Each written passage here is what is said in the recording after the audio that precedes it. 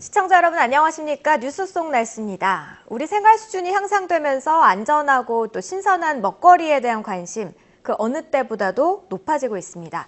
특히나 자라나는 학생들이 먹는 급식의 안정성에도 또 관심이 더불어서 커지고 있는데요. 방사능이나 유전자 조작 등 아직까지 우리의 식품 환경 불안하기만 하죠. 자, 우리는 언제까지 먹을거리에 대해서 걱정해야만 할까요? 오늘 뉴스 속 날씨에서는요, 안전한 먹거리에 대해서 이야기 나눠보도록 하겠습니다. 환경운동연합의 박창재 처장 나와 계십니다. 처장님 어서 오세요. 네, 안녕하세요.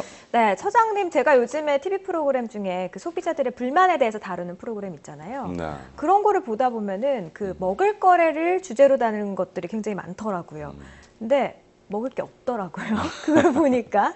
그래서 이렇게 많은 분들이 좀 관심이 커져가고 걱정도 같이 커져가고 있는 것 같은데요. 우리 학생들이 먹는 급식 정말 중요하잖아요. 급식은 어떨까요? 그렇죠. 이 학생들 특히 이제 이런 위해 요소나 한참 또 성장기의 영유아 또 청소년 어린이들이기 때문에 네. 또 이제 본인의 의지와 무관하게 집단 급식을 또 시행하고 그렇죠. 있어서 여기에 대해서는 정말 공공적인 그 성격의 급식 문제에 대해서 특히 위험 요소들이 거의 사라지는 형태로 안전한 급식, 안전한 먹을거리를 실현해야 되는 곳이죠. 네네. 지금 이제 먹을거리 위의 요소가 점점 다양해지고 늘어나고 있어요. 근데 여기에 대한 대처는 이제 미흡한 실정이고요. 네. 대표적인 게 이제 전통적으로 이제 잔류 농약이나 이제 미생물 오염, 그다음에 이물질 검출 사고 이런 네. 것들이 이제 여전히 선진국이라고 하지만 빈번히 일어나고 있고 또 최근 들어서는 이제 방사성 물질이라든지 GMO 같은 그 유전자 조작 식품 네. 이런 것들 때문에 불안해하고 있죠. 그 중에서도 최근에 이제 가장 문제되는 것 중에 하나가 후쿠시마 원전 사고 이후에 방사능 오염에 대한, 방사물질 오염에 대한 그 먹거리에 대한 그런 걱정들이 좀 커지고 있는 게 사실인데요. 최근에는 또 약 한 달 전에 오염수가 또 유출이 됐다라는 네. 기사를 또 접한 적이 있습니다. 그래서 말인데 일본산 수산물 네. 위험하잖아요. 어떨까요? 그렇죠. 후쿠시마 원전 사고가 일어난 게 이제 벌써 3년이 지났는데도 네. 이제 일본뿐이 아니라 일본해뿐이 아니라 일본 근해 또 우리나라 또 심지어는 태평양까지 계속 그 고농도 방사성 물질 오염수 방사성 오염수 문제가 계속 현재도 진행 중이고 네. 그 계속 확대되고 있다는 게 이제 큰 문제죠. 네. 여기에 이제 계속 또 일본산 수입 그 수산물 같은 경우는 세슘이 이제 계속 나타나고 있고 네.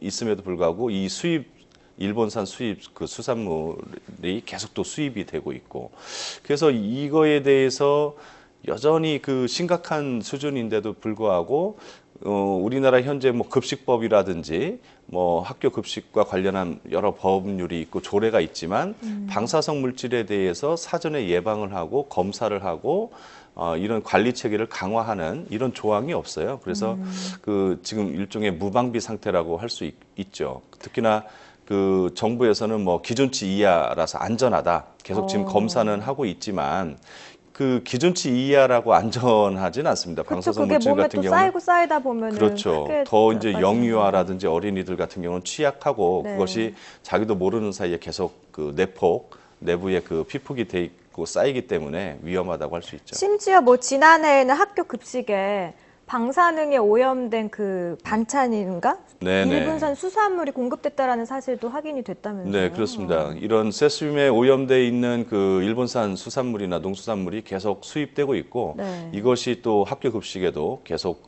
지금 공급이 되고 있는 실정이죠. 그러니까 우리가 일반 가정이라든가 아니면 식당에서도 일본산 수산물 같은 경우에는 되도록이면 좀 안 먹으려고 네. 노력을 하고 있는데 우리 학생들이 여기에 노출이 된다고 하니까 굉장히 속상하고 걱정이 됩니다. 자, 그렇다면 우리가 안전한 급식을 위해서 좀 해결해야 할 과제가 있을 것 같습니다. 이제 방사성 물질이나 이제 최근에 이제 GMO 같은 이제 유전자 조작 식품에 의한 그 불안이 이제 점점 커지고 있고 네. 그렇기 때문에 안전한 급식을 위해서는 우선 이제 학교 급식에 대한 이제 방사성 물질 검사 체계를 좀 강화해야죠. 네. 사전 예방할 필요가 있고요. 그리고 그 결과를 아주 투명하게 공개를 해야 됩니다. 더 나아가서는 이제 그 사회적인 안전한 먹을거리를 이제 확보하고 지키기 위해서도 그 방사성 검사, 방사능 검사는 이제 계속 확대하고 공개할 필요가 있고요.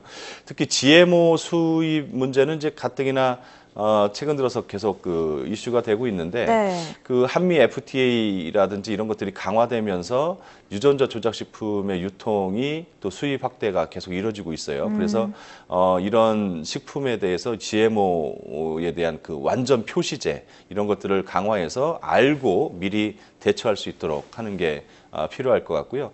가장 중요한 건 그 이런 학교급식 식재료에 그 친환경 우리 먹을거리를 계속 확대하고 심지어는 의무화하는 이런 노력이 필요할 것 같습니다. 네. 뭐 뉴스 검색을 하다 보니까 뭐 GMO 유전자 변형 식품을 자연산이냐 아니냐 네. 이걸 어떻게 또 표시해야 되냐는 이야기도 네. 좀 많이 나오고 있더라고요. 네. 자, 한미 FTA 강화에 대한 이야기를 해주셨는데 미국뿐만 아니라 좀 전 세계적으로도 우리나라로 음식물들, 그 식품들이 먹거리들이 많이 수입이 되고 있습니다. 우리 국민들 안전이 좀 위협받지 않을까라는 생각이 들거든요. 그렇습니다. 지금 이제 글로벌 시대고 또 이제 글로벌 먹을거리 생산 유통 시스템이 이제 점점 그 확대되고 강화되고 있어서 네. 특히 우리 이제 신토불이라고 많이 얘기하지만 그 로컬 푸드, 지역 먹을거리가 이제 많이 위협을 받고 있어요.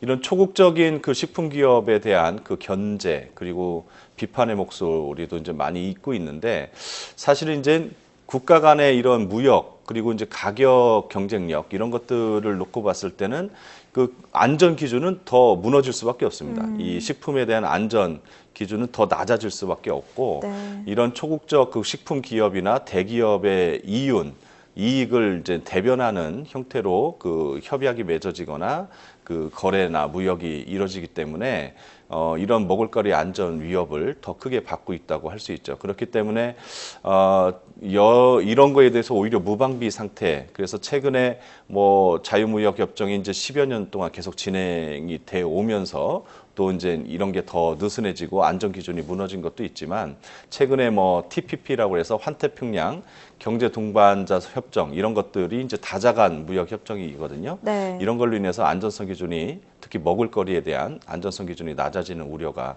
크고 근데 여기에 비해서 대책은 별다른 대책은 없는 것으로 있는 상황이죠. 네, 알겠습니다. 오늘 우리 급식의 안전성에 대해서 얘기 나눠봤습니다. 고맙습니다. 네, 고맙습니다. 학교 급식 안전성에 대한 관심 날로 높아지고 있습니다. 4월에서 6월 식중독 발생 위험이 가장 높은 시기잖아요. 가정에서뿐만 아니라 학교 급식 위생에 대한 각별한 주의가 필요한 상황인데요. 세심한 위생 관리와 또 철저한 안전 관리로 식중독 사고 예방할 수 있기를 바라봅니다. 뉴스 속 날씨 오늘 준비한 내용은 여기까지입니다. 시청해주신 여러분 고맙습니다.